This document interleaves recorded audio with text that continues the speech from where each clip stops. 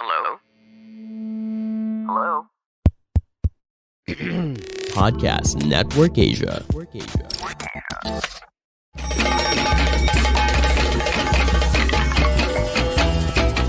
Welcome to She Talks Peace, a podcast that highlights the role of women peacebuilders around the world in bringing lasting peace and security to communities. Eavesdrop on their communities and get to know their stories. From the Philippines to Malaysia, from Indonesia to Palestine, from Myanmar to the United States. Their dreams and hopes for a world without violence and a world where every woman and girl can be whoever she wants to be. Hosted by Amina Rasul Bernardo, President of the Philippine Center for Islam and Democracy. This is She Talks Peace. Salam, dear listeners. This is Amina Rasul from the Philippine Center for Islam and Democracy, welcoming you to another episode of She Talks Peace. And here's my co-host. Hi, everybody. This is Ayesah, Abubakar, and I'm based here at University Malaysia Sabah in Kota Kinabalu. So, welcome again to She Talks Peace. Hey, Ayesah. How are you and Sam? What's going on at home? Oh, well, we just came back from a conference from Chiang Mai. Nice. We have joined a conference organized by the NGO History Foundation of Korea and Chiang Mai University. And the topic was about ASEAN and civil society and history and peace education. And I talked about ASEAN and civil society. So it was a very good conference. Not many people, because basically it's really for those invited speakers, mostly academics, NGO leaders, and some government officials. So it was a good conference. I think it's my first conference after all the lockdowns.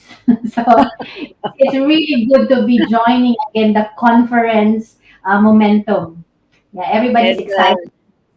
And Chiang Mai is a very nice place to have a conference, yeah? It is pretty up there. And of course, shopping was really good. Ooh, wish I was with you. It's my first time to go to Chiang Mai. So it's my first time to see for myself that they actually produce their own cotton. So Yes, a lot they of do. the clothes are handmade clothes made of their own locally produced cotton. So that's what I bought. I bought a lot of all this Chiang Mai fashion style made of Chiang Mai cotton. So we Any should of go them? there sometime. Any of them my size, Ayesah? Yes, definitely. It's for everybody. Yeah, but the Chiang Mai people are very stylish in a indigenous way. So it's such a good thing to see instead of the normal fashion style that we see, like the Korean style or, Manila style. This one is the traditional clothing, but in a way it's been modernized and the materials are all locally made. Yeah. I agree. I agree with you. It's beautiful when really you showcase your culture. You live, you wear your culture. It's so unique and actually very comfortable. Yes, it is. Yeah, it's always good to visit, some of these places in Thailand because it's not usual that when we go to all these markets, a lot of the goods and wares that they sell are really homegrown. They are not imported from China, not imported from Europe or US, not made from other places, but everything is grown or made in that locality in Thailand, in Chiang Mai. Yep, go local. Well, How is at it in least the Philippines, by the way, Amina? How's the shopping there for local products? I haven't really done much shopping over the last 2.5 years. I used to go to the Sunday markets regularly and look at what local stuff we have. But because of the pandemic, most of these markets were closed. And of course, I'm a senior citizen, so I couldn't go out at all. Limited So, mobility. yeah, well, so over the weekend, spent most of the time at home. But I did have time to watch the eulogies for our former president, Fidel V. Ramos, the one that we, the members of his cabinet, organized. You know, I was his presidential advisor for youth Yes. affairs, right? You were a That's when college I met student. you. You were a college student at the time, so you were That's one when of the I met young you. leaders, In right? Malapitan, at the National Youth Commission. Yeah. Right. But listening to the eulogies, it hit me that we didn't really talk much about how President Ramos empowered not just the women in his cabinet, but supported policies that were truly gender sensitive. He was a very genderized leader. And yet, well, you know, FDR was a military man. But you know, he's really the most genderized leader, president that I know. You know what, Ayesah? I remember there was a convention held at Malacanang Palace. This was the first Philippine Women Lawyers Convention in 1994. And President Ramos was the keynote speaker. And this is what he said. I wrote it down. He said the Philippines 2000, that was his development plan, that we seek to achieve is premised not only on economic growth, as important as it is, but also on social justice and compassion, which give a human face and purpose to development. And we cannot reach Philippines 2000 hobbling on one foot. To make great strides, we need both feet on the ground, Ayesah, those of men and those of women. Thus, we seek to empower women to give them fuller control of their own lives and choices by giving them more and better opportunities for livelihood, education, and self improvement. We want the Filipino woman to feel and to fulfill her co-equal status as an active partner in nation building. Can you imagine that? A general saying that, Ayesah? Do you think, Amina, that has something to do also knowing that President Ramos has he has all daughters, right? And I Yes, think all the daughters and the wife herself are very much high achievers. Do you think that's one of the reasons how he is used to having very influential and very talented women around him? What do very you think? empowered women around him. Yes. We used to kid him that the influence of Mrs. Ramos, Tita Ming, really shaped his appreciation of women. And don't forget his sister, the late Mhm. Senator Leticia Ramos Shahani. I don't think that Tita Leti, as all of us called her, I don't think Tita Leti would allow FDR not to be gender sensitive, you know. True, that's true. But I but you actually know, met them yeah. for the last time in Kuala Lumpur. I think this was sometime in 2005. Yeah, I met Mm-hmm. them both. They were the guests by the Philippine Embassy in Kuala Lumpur. And yeah, I was also there and I listened to his speeches with Senator Shahani and former President Ramos. Yeah, it was a good thing that, it was a good memory for me meeting them in person. And of course, because it's a small audience, we get really to talk to them, up in personal and close. Yeah. And of course, you remember that he appointed really confident, powerful women to his cabinet. I was his presidential advisor on youth affairs. Emmy Bongkodin was the head of budget and management. Mhm. Erlinda Petianco was secretary for education. Nieves Confesor for labor. Corazon Alma de Leon, and then Lina Laigo for social welfare and development. Carmencita Reodica, secretary of health. Narcelina Lim, and then Mina Gabor for tourism. Lenny De Jesus was the head of the Presidential Management Staff and later the Cabinet Secretary. And the very feisty Heidi Yorak was Yeah. the I first remember them. Yeah, advisor. yeah. I remember all of them clearly. I mean, yes, definitely they really impressed, younger women like myself, during that time. Especially every time that they were interviewed on television. So by the time that I went to AIM, to study development management, and Professor Nieves Confessor became my professor, yeah, I was really so excited to learn from her, knowing precisely that she has contributed so much during the time of FDR in Philippines. Yep. And then the National Commission on the Role of Filipino Women, we had Meli Nicolas and Dr. Patricia Licuanan. I mean, his government was filled with a powerhouse of women leaders. He really was not intimidated by strong women, Ayesah.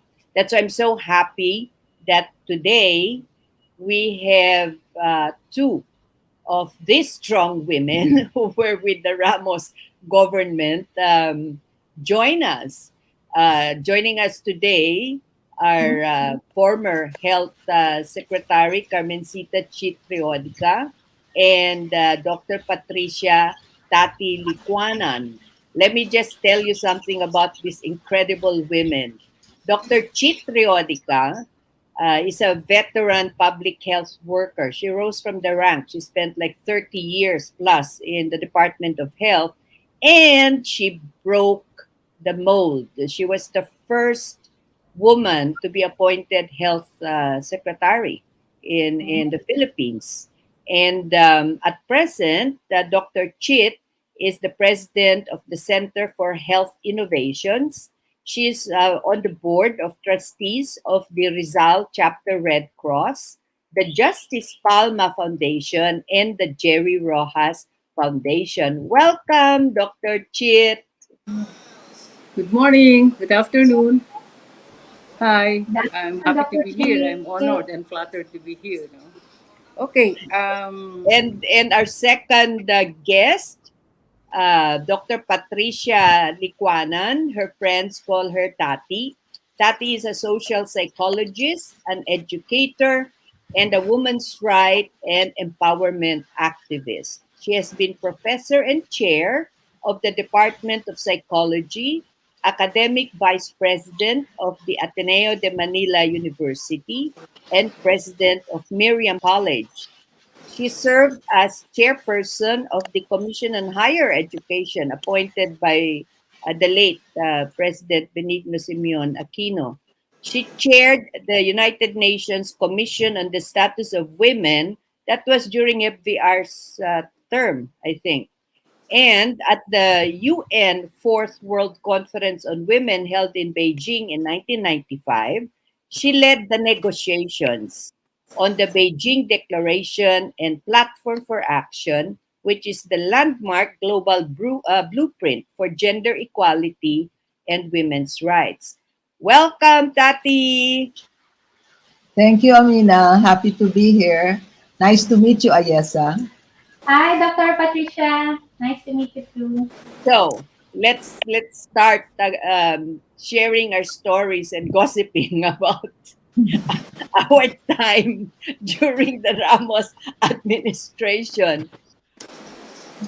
Tati, when you were with the National Commission on the Role of Filipino Women, um, what did you really think about FDR and his ideas about empowering women?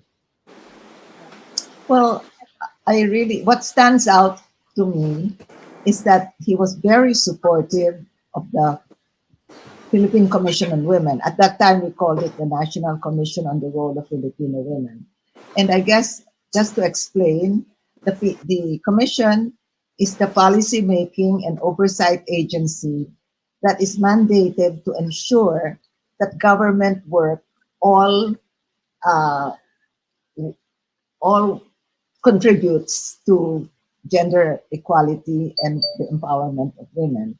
So we are the national machinery for women. He was very supportive of us. And basically, it was quite unusual, but we had quarterly meetings with him. I think he's the only president that did that. With President Aquino, we would meet twice a year, every semester. But with FDR, it was every quarter. And we would discuss policy and program matters. Uh, I remember too that we had this system of ranking government offices on how successful their gender mainstreaming efforts were, and he was also very supportive of that and allowed us to do this and report to him. Also, you mentioned the Beijing conference. He was very supportive of the Philippine delegation. You were there, Amina, right? To Beijing, Yep.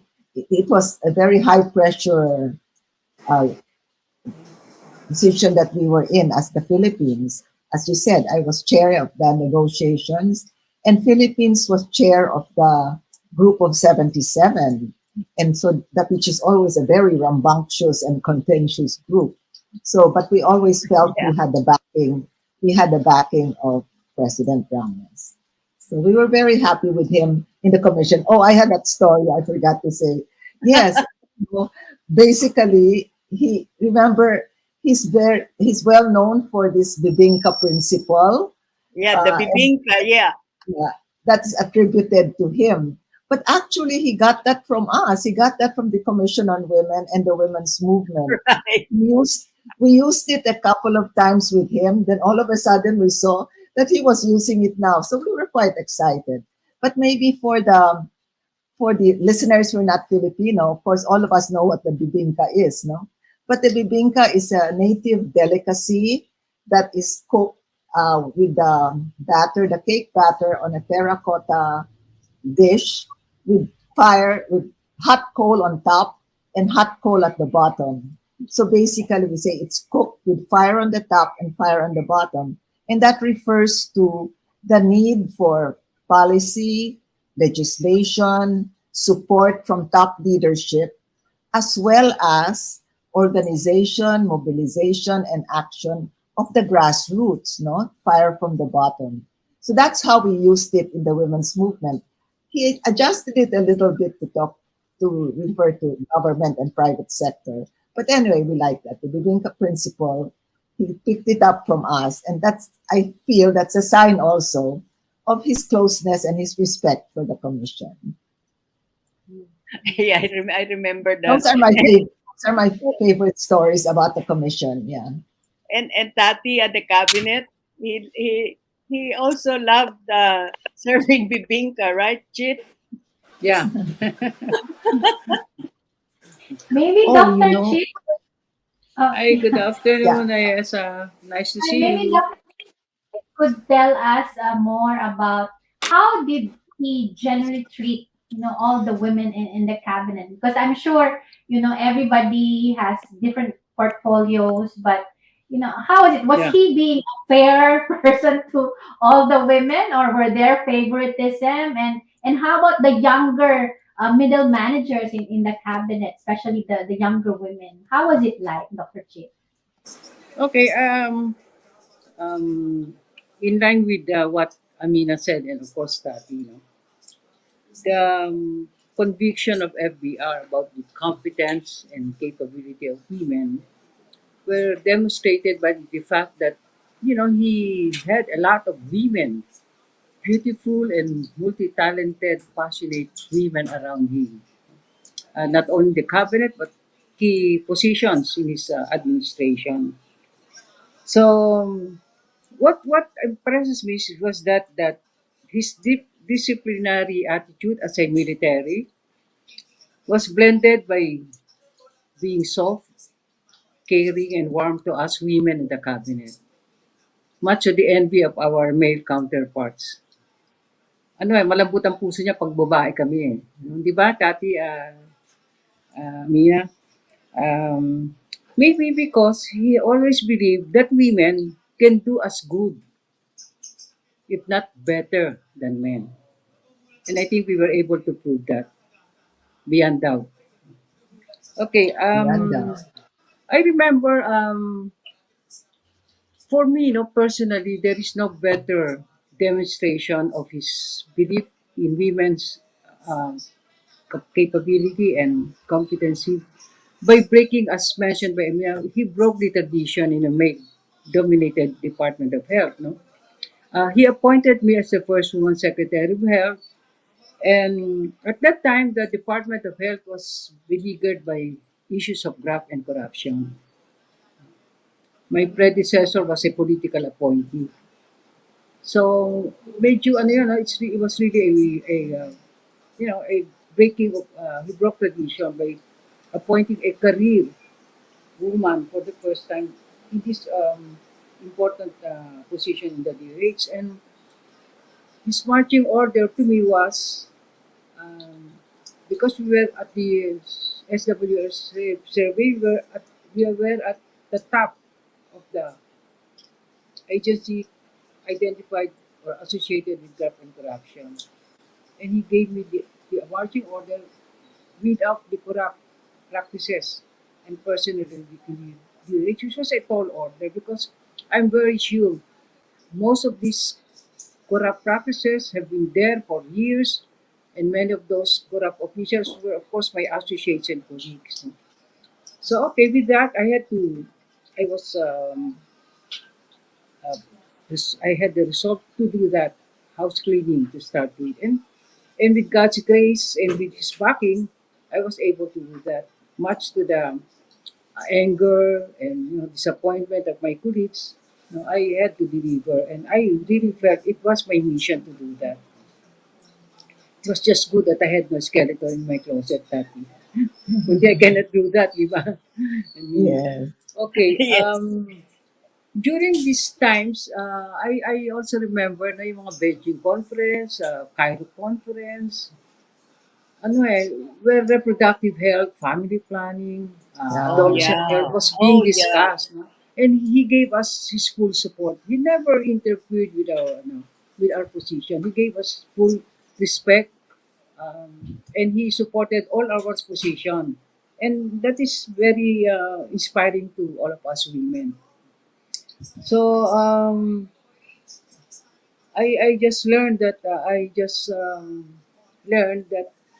when he appointed me, um, he was being persuaded by other colleagues in the political arena to point another male in my position. But he was resolved to appoint me, and I will be forever thankful to that.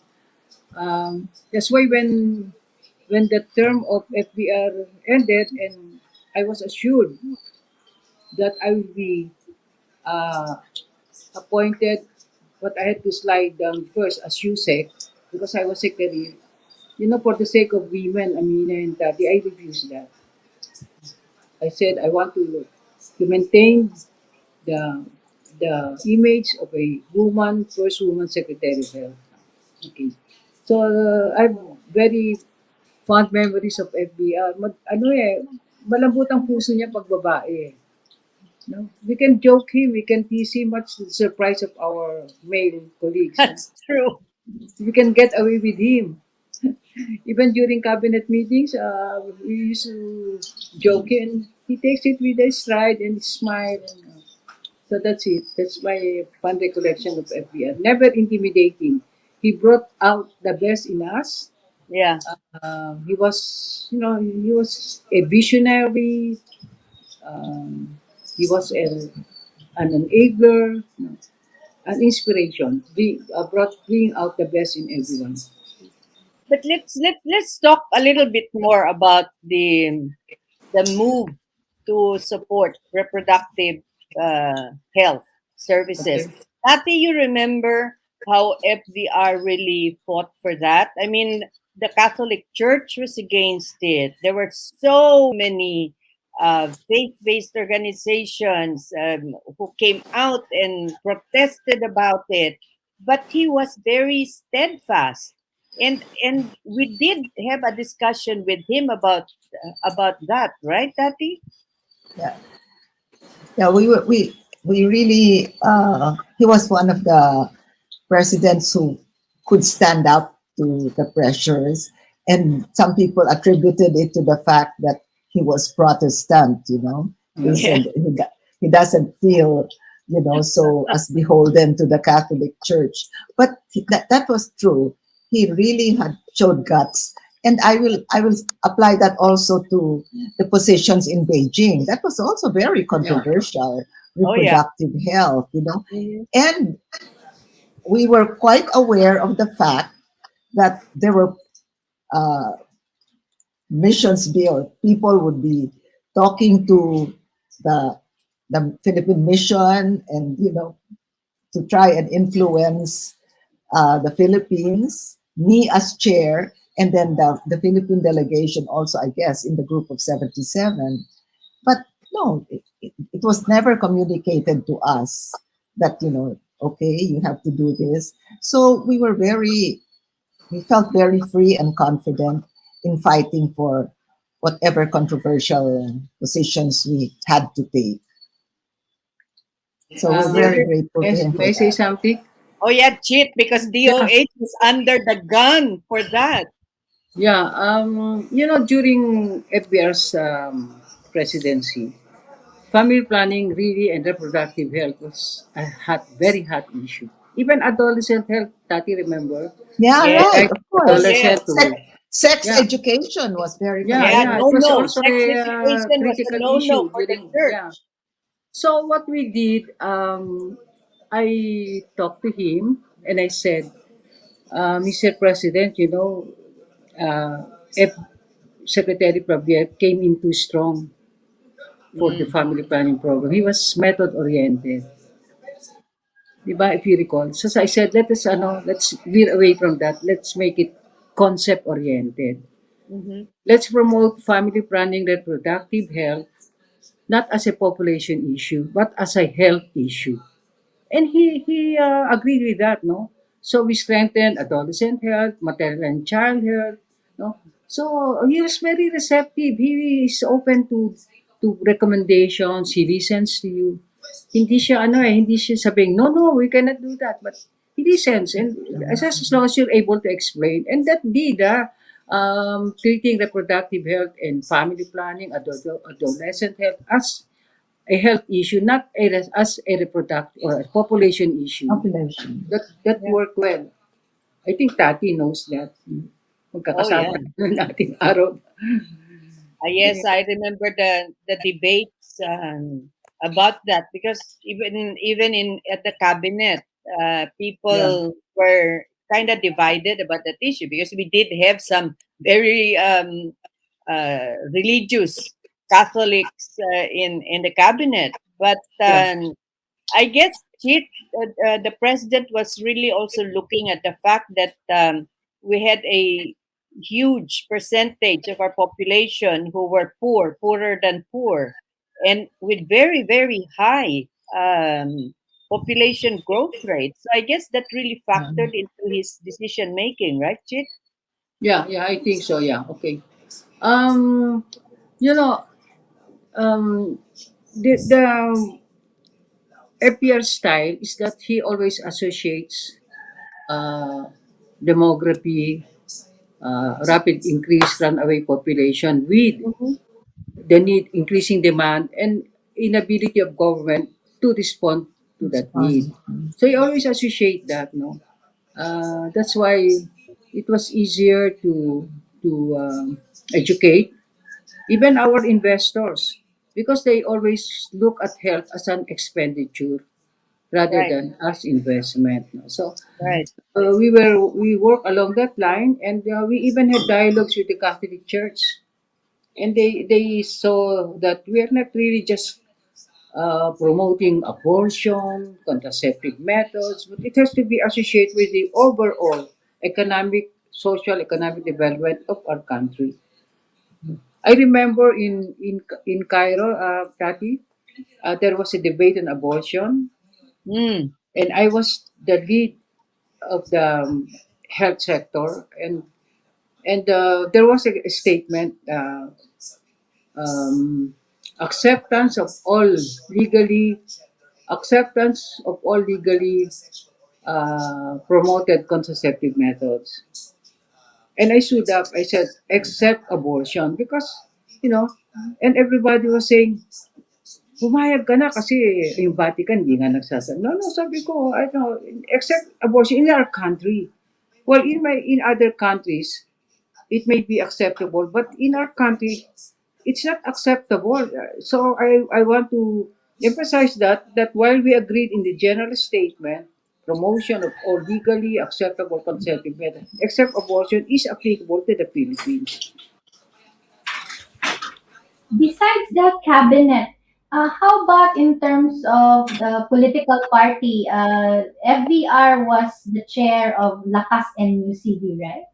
Were there during that time? Were there a lot of women politicians also, that were in a way well supported by FDR?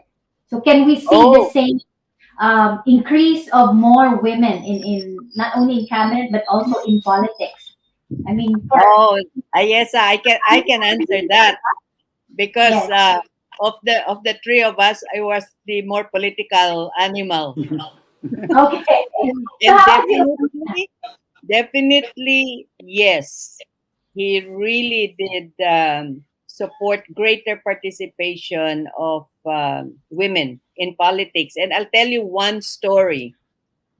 FDR wanted a youth wing of the Lakas and UCD UMDP party, similar to what AMNO had in Malaysia. You have the AMNO Youth, right? Except the leader of AMNO Youth was old. But in the Philippines, the president of the Lakas Youth was his nephew, Ranjit Shahani. You remember him, right? Oh, Tati and Chip, Ranjit. Yeah, the Yes, son of Ranjit, of yeah. course. Yeah. Senator Shahani. So Ranjit was the president.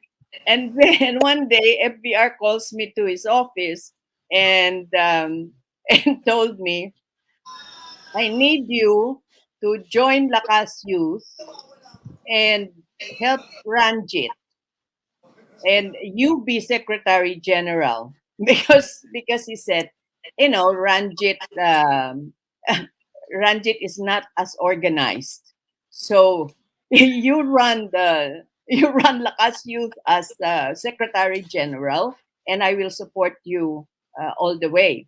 So Ranjit and I collaborated, and it turned out really well because we got more young people into Lakas Youth to be very active. People like uh,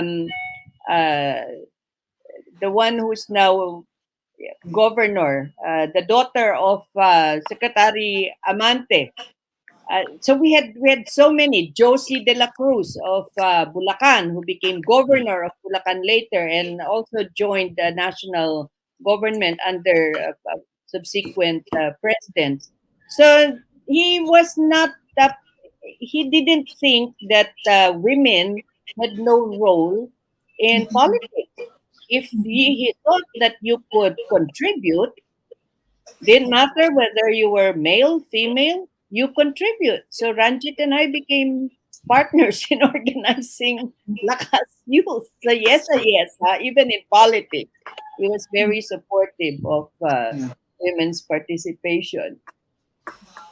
But How yes, yeah, yes, go ahead. I was going to, to try to come up with some contrasts, and like the more recent presidency of President Duterte, where, you know, out in public, he is portrayed as a gentleman. At the same time, he is, also promoting,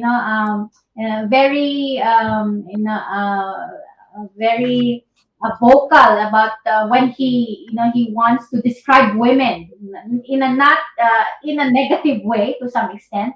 So I wonder how it was during the time of FBR, even in closed door meetings. Was he a gentleman all throughout, like 100%, or were Yeah, there instances also absolutely. that he would call out women and and make use of labels or names. Was he like that? Yeah, in this, we've been through many years of really rather misogynistic comments coming from the very top. And I must say, truly, I found in all the years we were dealing with President Ramos, he was characteristically very gracious, very respectful of people, male and female, and was always diplomatic. We have one very vivid memory among the group. One of our very feisty and prominent feminists at one forum reacted to him in characteristic sarcastic manner, which is typical of her. But throughout that, he remained calm, cool, and smiling. So he was very good at that. And then there was also this was also very vivid in our memory in the commission. The commission released a press statement criticizing comments that he had made I won't mention the name, in a celebrated domestic violence case that involved one of his allies. Oh. Of course, he reacted quite negatively to this, no? But instead of calling out and reprimanding the official, he sent an emissary, an undersecretary, to talk to the executive director of the commission to explain his side. No, I thought that was very gentlemanly of him, and the fact that he did not throw his weight around. He didn't throw his weight around. No, it's really that was very typical of FBR. So quite in contrast to what we've seen lately. And we don't need to name names, right, Tati? Right, exactly. Because he had a very good, he was very good with people, no? Considering. I think he was well trained by Mrs. Ramos and Senator Shahani, because Right. at the wake during the eulogies, I think one of the grandchildren or somebody was talking about how Senator Shahani would never allow FVR to win in a discussion. So I guess she trained FVR really well. I can see that. Opinions. No one can win an argument with Senator Senator Shahani. Shahani. If makes fun of women, he never makes fun yung call them Yeah. names. Mm. Very respectful. Very respectful. No, Yeah. very respectful. He doesn't joke about women, doesn't tease women in public. And that's one thing also that up to now, I remember him now. You always carry yourself with dignity, with decency, with pride. You always remember the position you're holding, the position you represent. All advice, that really inspired me, and up to now, if I recall them, talagang sabi ko, what a great leader, that's transformed us, or whatever we had before, it just enkindled and fired, and brought us to the maximum level of being of service with a sense of humility, pride, honor. During that time, it was really a pride to be a member of the Ramos cabinet. If I may say, the best cabinet up to now. I am challenged. No, if anybody would like to object to that, I will. I will. We need to face them in a debate. You'll be at the forefront of Yeah, because Ayesah, I think the secret was really in how, as a leader, he managed to make all of his cabinet and senior officials into Team Philippines. So you Yeah. never lost sight of the vision, and whatever problems you had with each other, you had to resolve it, because you were working on the goal for Team Philippines. But funny stories. I remember, Tati, I think this was one of the very first gatherings of women at the palace, and I think it was organized by the NCRFW, by the National Commission on the Role of Filipino Women. I don't know if the two of you remember this, but I think maybe that day Mrs. Ramos got upset with him, and Mrs. Ramos was in the conference, and she was sitting up front. So FDR comes in, and after he's introduced and he talks and he addresses Mrs. Ramos uh, directly, and he said something like, "My first and only love." Do you remember that? And we were all laughing, and Mrs. Ramos was trying to look upset with him, but I don't think she would remain upset with him for very long. Yeah. I don't remember that. Yeah, I was reading in the papers how they described Mrs. Ramos and FDR's relationship as a love story for the ages, all through the ups and downs of politics and personal relationships. We have so much to learn from the two of them. Yeah, But actually, we have a lot of serious moments with FBR. We also have a lot of funny moments. yes, a lot of Oh, a lot of them.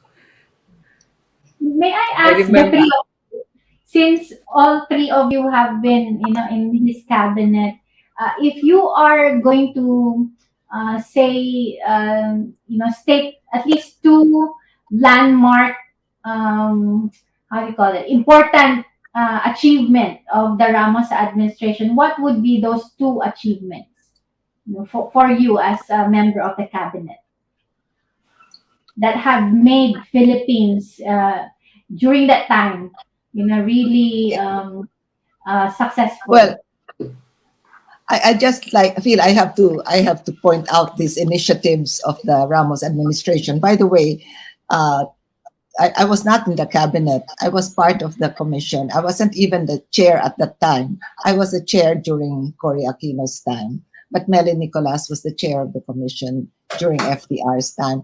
But some of the most important initiatives during his term. First of all, you remember the Philippines chaired APEC, and he was responsible for gender mainstreaming in APEC during our chairship. And it was then where what was it called? Senior Women Leaders in APEC was convened by the Philippines and Canada. Uh, and, the women, I think the women business group also was formed, APEC. No? But locally, these are some of the policy initiatives that I think are very important. First of all, the successor plan to the Philippine Development Plan for Women, the PPGD, Philippine Plan for Gender Responsive Development, was, of course, it was launched in 1995. The anti-sexual harassment law was also in 1995. It was the beginning. Oh, very important. You mentioned Emmy Bongkodin.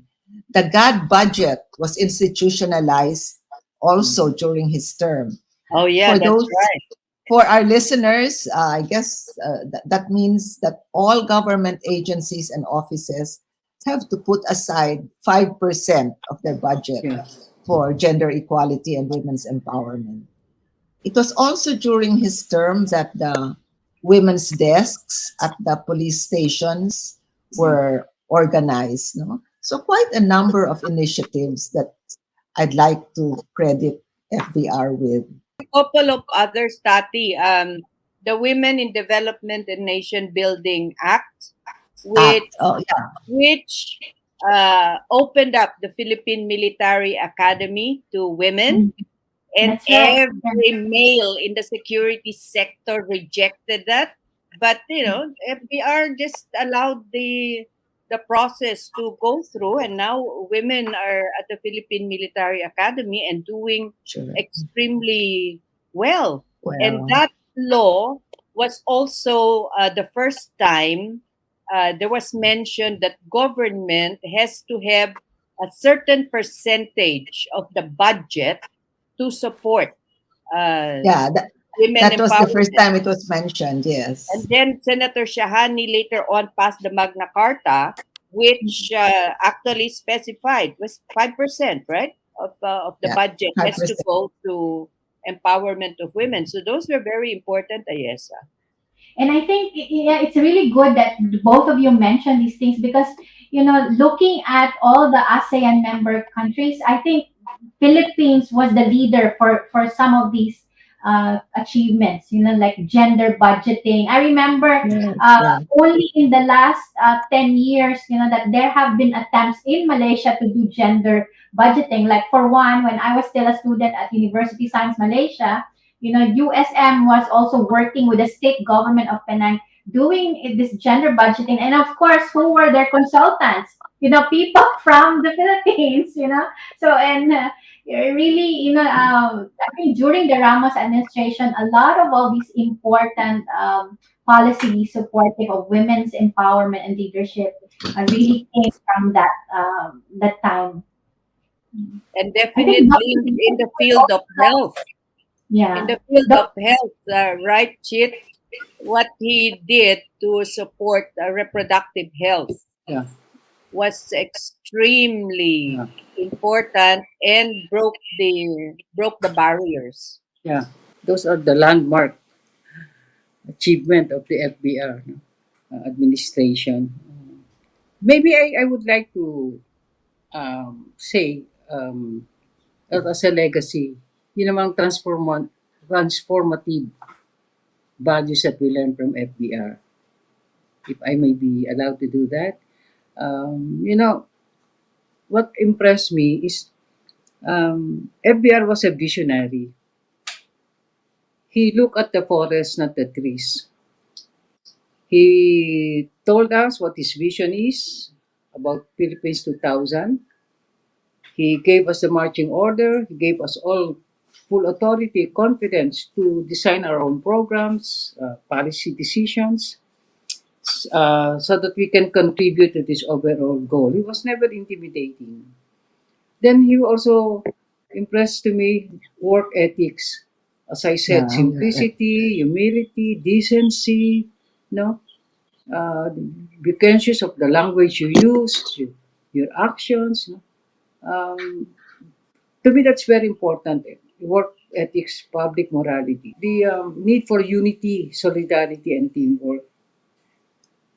Get out of your box. Talk to your other sectors of the society, the NGOs, the business sector.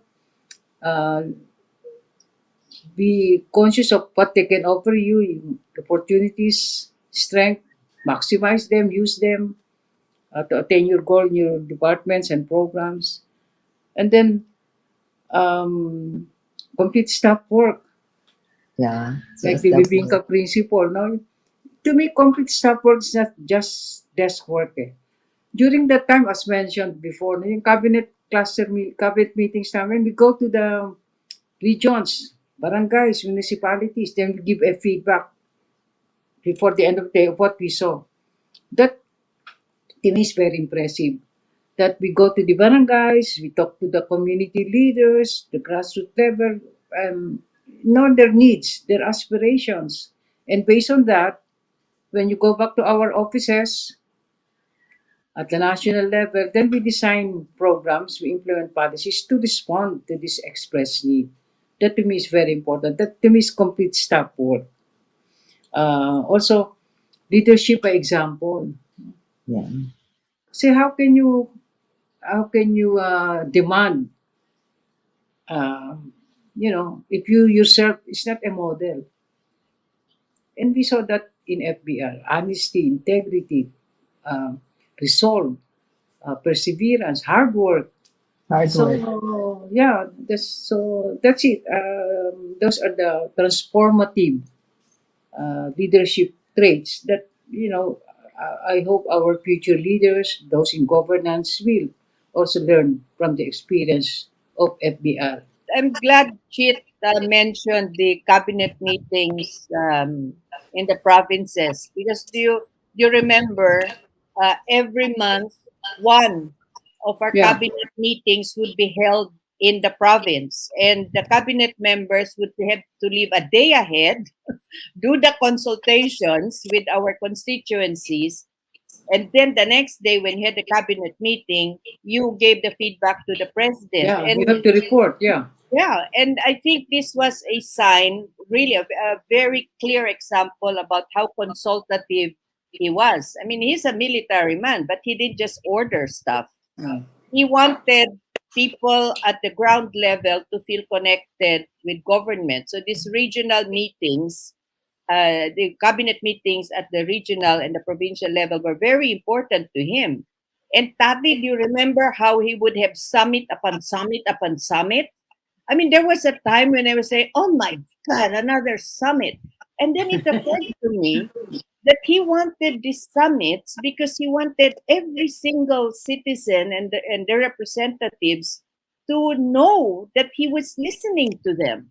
So you have women's summit, you have the cooperative summit, you have education summit.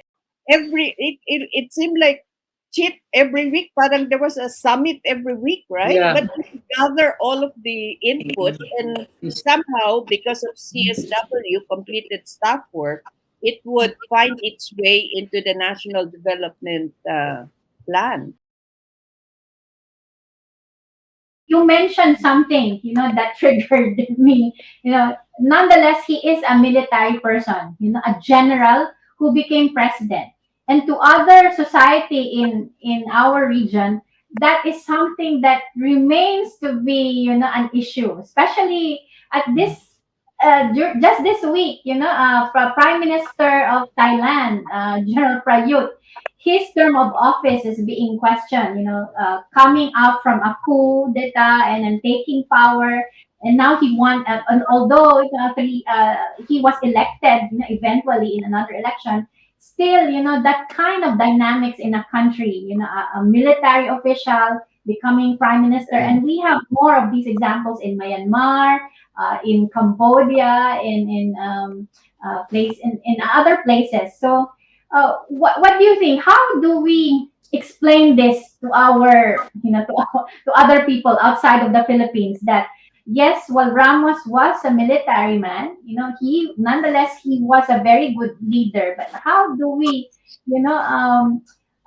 explain, the dynamics that can we really support military leaders to become politicians? What Oh, do you I think? think Ayesah, I don't think FBR was unique. unusual, yes. Very, very unusual, very unique. His experiences, the family members who influenced him, I don't think it can be replicated. But now that you mention the rise of authoritarianism, and since we're running out of time as usual, I was hoping that Dr. Cheet Reodica and then Dr. Tati Licuanan could share with our listeners their messages for those who are in positions of leadership or aspiring to positions of leadership, about how a leader should be. Maybe start with you, Chit. Well, I think a leader should lead by example. Also, look at health as an investment rather than as an expenditure, as a major contributory factor to the social and economic development of any country. Also, empowering women not only as passive observers but active participants in governance. And lastly, but not the least, as I said, um, transformative leadership, work ethics. Thanks, Chit. How about you, Tati? My message to leaders, both men and women, is that the empowerment of women and the equality between women and men are the only ways to build a sustainable, just, and developed society. That is actually a quote from the Beijing Platform for Action, paragraph 41. So, my message is all leaders must work to make genuine equality between women and men, with women equally sharing power and decision making. We must make this the new normal. Or I've heard a better word for the new normal, the new possible. So let's Oh, build back equal. build back That, equal. yep. That sounds like that's going to be not as easy to attain as build back better. Because Equal is better.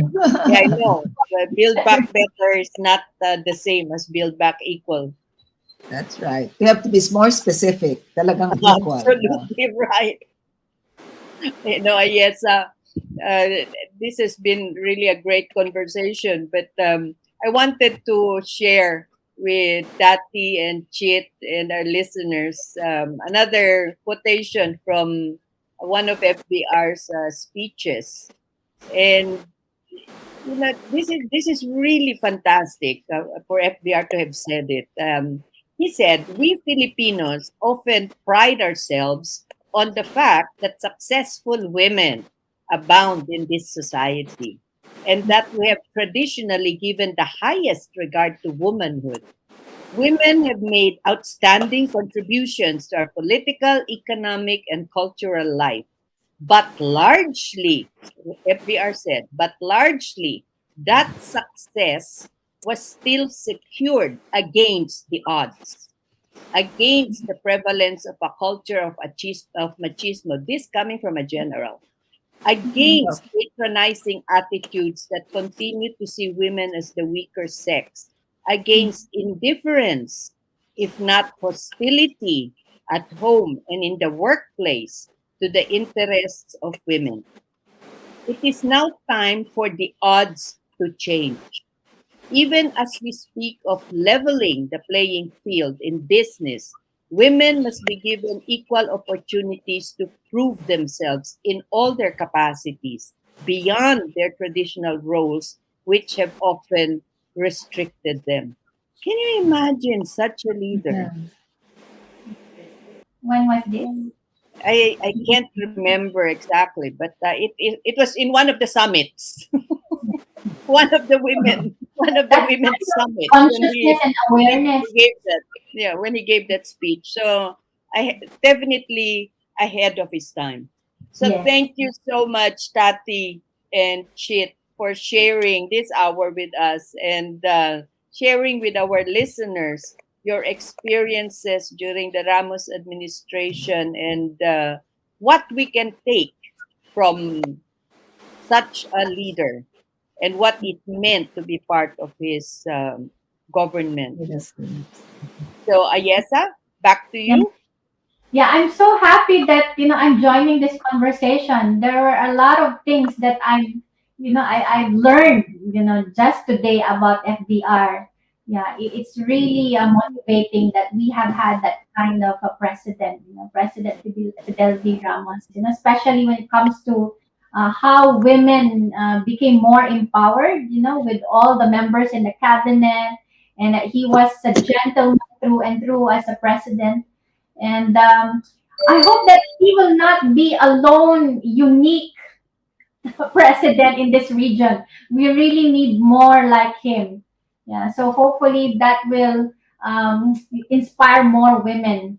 That to also and also to inspire more men. To uphold women's rights and empowerment. So thank you again, Dr. Patricia and Dr. Chip, for joining us today. And before we say our goodbyes, FBR would always end his talk by asking everybody, can we do it? In Tagalog, in Filipino, it's kaya ba natin ito? So I'm gonna ask you and let's do our response. Kaya ba natin ito? Kaya natin. Yes, we can do it. So thanks again, Tati and Chit, and to all our listeners, thank you so much for sharing this hour with us. This is Amina Rasul from the Philippine Center for Islam and Democracy saying bye and see you again next week. Ayesah? Again, thank you and salam from Kota Kinabalu. Bye! Bye. She Talks Peace is brought to you in partnership with Podcast Network Asia and Podmetrics, the easiest way to monetize your podcast. For more information, check out their website at podcastnetwork.asia and podmetrics.co.